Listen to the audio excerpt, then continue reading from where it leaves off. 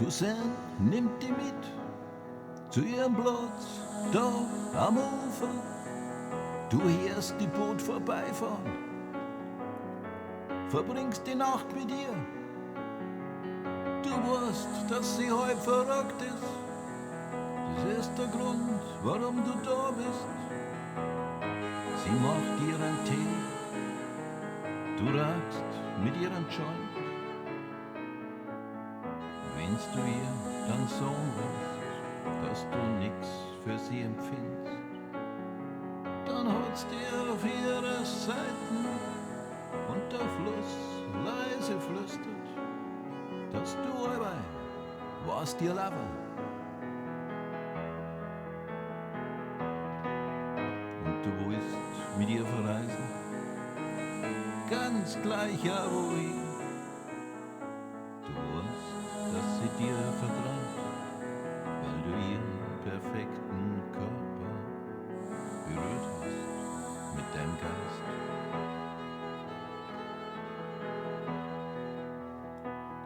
Jesus war der Seefahrer, ist übers Wasser gegangen, hat viel Zeit verbracht in seinem einsamen Turm, bis er dann gemerkt hat, nur wer er sauft, der sieht mich. Alle Menschen sind Seefahrer, bis das Meer sie wieder freigibt. Er selber war so einsam, lang bevor der Himmel auf war. Verlassen, fast menschlich, war er mit seiner Weisheit ganz allein.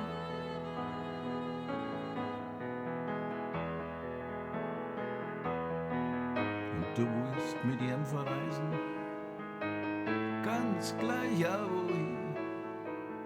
Du kannst ihm vertrauen,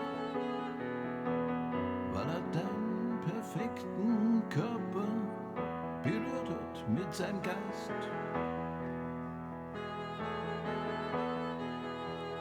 Susanne nimmt die mit zu ihrem Platz, da am Ufer.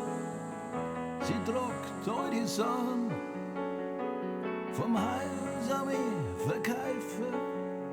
Die Sonne strahlt wie Honig auf alle da am Hafen. Sie zwingt dich zum Hinschauen, da im Müll wachsen Blumen. Du siehst Herren im Schiff, 6 Kinder am Morgen. Sie suchen alle Liebe. Susanne heut den Spiegel.